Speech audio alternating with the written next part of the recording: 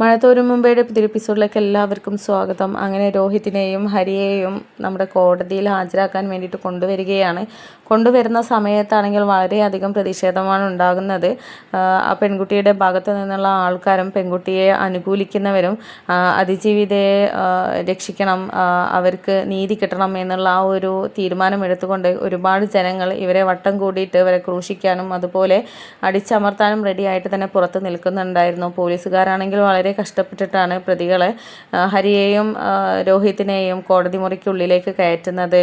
ആ ഒരു സമയത്ത് നമ്മുടെ രോഹിത്തിനാണെങ്കിൽ വളരെയധികം സങ്കടം തോന്നുന്നുണ്ടായിരുന്നു. കാരണം അവനൊരു തെറ്റും ചെയ്തിട്ടില്ല. ആ തെറ്റിൽ നിന്ന് രക്ഷപ്പെടാൻ വേണ്ടിയിട്ടാണ് അവൻ ശ്രമിച്ചത്. പക്ഷേ തന്നെ രക്ഷിക്കാൻ ആരും തന്നെ ഉണ്ടാവുന്നില്ലല്ലോ. ഇവൻ്റെ കൂടെ കൂടിയത് കൊണ്ടാണല്ലോ എനിക്ക് ഇത്തരം പ്രശ്നങ്ങളൊക്കെ വന്നത് എന്നുള്ളത് ചിന്തയും കുറ്റബോധവും രോഹിത്തിൻ്റെ മനസ്സിലേക്ക് വരികയാണ്. പക്ഷേ അവിടെ അവനെ രക്ഷിക്കാനുള്ള ആരെയും കണ്ടിട്ടില്ലായിരുന്നു. ആ ഒരു സമയത്ത് കോടതിയിൽ വെച്ചിട്ട് വിചാരണ തുടരുകയാണ്. എന്തിനാണ് നിങ്ങൾ ആ പെൺകുട്ടിയെ അങ്ങോട്ടേക്ക് ആളൊഴിഞ്ഞ ആ ഒരു വീട്ടിലേക്ക് കൊണ്ടുപോയത്?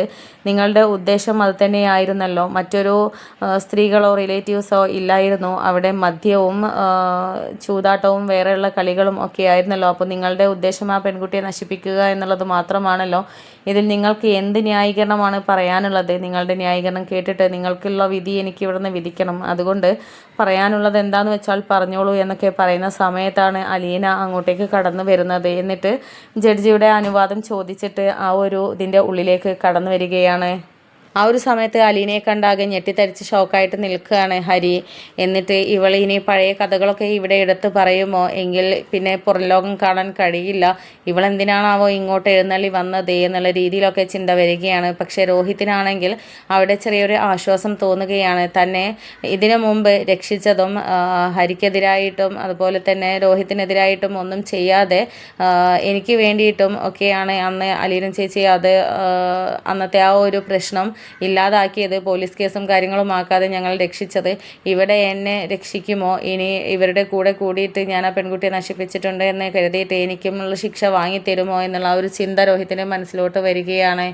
അങ്ങനെ കോടതി മുറിക്കുള്ളിൽ വെച്ചിട്ട് അനുവാദം വാങ്ങിച്ചിട്ട് എനിക്ക് എൻ്റെ അനിയോട് ചില കാര്യങ്ങൾ ചോദിക്കാനുണ്ട്. അത് ജഡ്ജി സമ്മതിക്കുകയാണെങ്കിൽ ഞാൻ അവന് വേണ്ടി കുറച്ച് കാര്യങ്ങൾ ചോദിച്ചോട്ടെ, എന്നിട്ട് ജഡ്ജി ഇവരുടെ കാര്യത്തിൽ ഒരു തീരുമാനം എടുത്തോളൂ എന്നൊക്കെ ഇങ്ങനെ പറഞ്ഞിട്ട് സ്വയം ഇതാക്കാനായിട്ട് വരികയാണ് അലീന. എന്നിട്ട് അലീന ചോദിക്കുന്നുണ്ട്, രോഹിത് നീ എന്തിനാണ് ഹരിയുടെ കൂടെ പോയത്?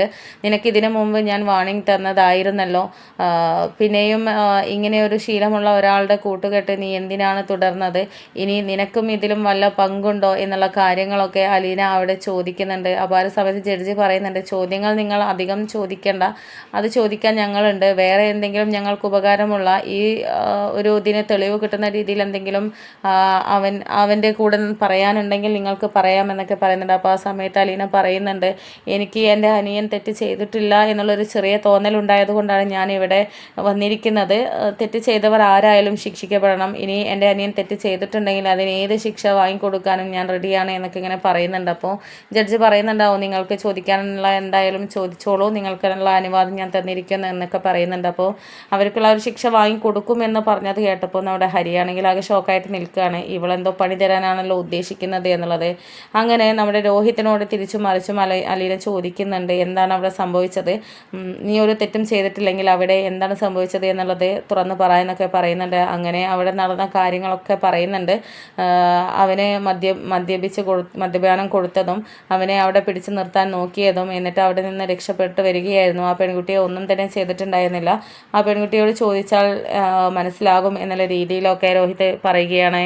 പക്ഷേ ഹരിക്ക് നേരെയാണെങ്കിൽ അലീന പകവെച്ച് നോക്കുകയും ദേഷ്യത്തോടെ നോക്കുകയും എന്നിട്ട് കോടതിക്ക് മുമ്പാകെ ഹരിയുടെ എല്ലാ വൃത്തികെട്ട സ്വഭാവത്തെക്കുറിച്ചും തനിക്കും അവനിൽ നിന്ന് മർദ്ദനം ഉണ്ടായിട്ടുണ്ട് എന്നും എന്നെ പീഡിപ്പിക്കാൻ ശ്രമിച്ചിട്ടുണ്ട് എന്നുള്ളതും ഞാൻ അവിടെ കത്രിക ഉപയോഗിച്ച് സ്വയം കുത്തി രക്ഷപ്പെടുകയായിരുന്നു എന്നും അത് തൽക്കാലം ആരും അറിയണ്ട, ഇവനെ ഒതുക്കാം എന്ന് കരുതിയിട്ട് ഇവനെ നന്നാക്കാമെന്ന് പ്രതീക്ഷിച്ചിട്ട് ഞാൻ അന്ന് പ്രശ്നമാക്കാതെ വിടുകയായിരുന്നു. പക്ഷേ ഇവർ വഷളാവുക ആവുകയാണ് ചെയ്തത്. അന്ന് ഞാനത് ചെയ്യാൻ പാടില്ലായിരുന്നു, എനിക്കും ഇവരുടെ ഒരു ഇത് അനുഭവിക്കേണ്ടി വന്നിട്ടുണ്ട് എന്നുള്ള രീതിയിലൊക്കെ ഹരിക്കെതിരായിട്ട് മൊഴി കൊടുക്കുകയാണ് അലീന. അപ്പോൾ ഇതോടുകൂടി ഹരിക്കുള്ള ശിക്ഷ ഉറപ്പുവരുത്തുകയും നമ്മുടെ രോഹിതിനെ കുറിച്ചുള്ള അന്വേഷണങ്ങൾ വീണ്ടും തുടരാനും ആവശ്യപ്പെടുകയാണ് കോടതി. അങ്ങനെ രോഹിതിന് അലീനയോട് ചെറിയൊരു അലിവും സ്നേഹവും ഒക്കെ തോന്നി തുടങ്ങുകയാണ്.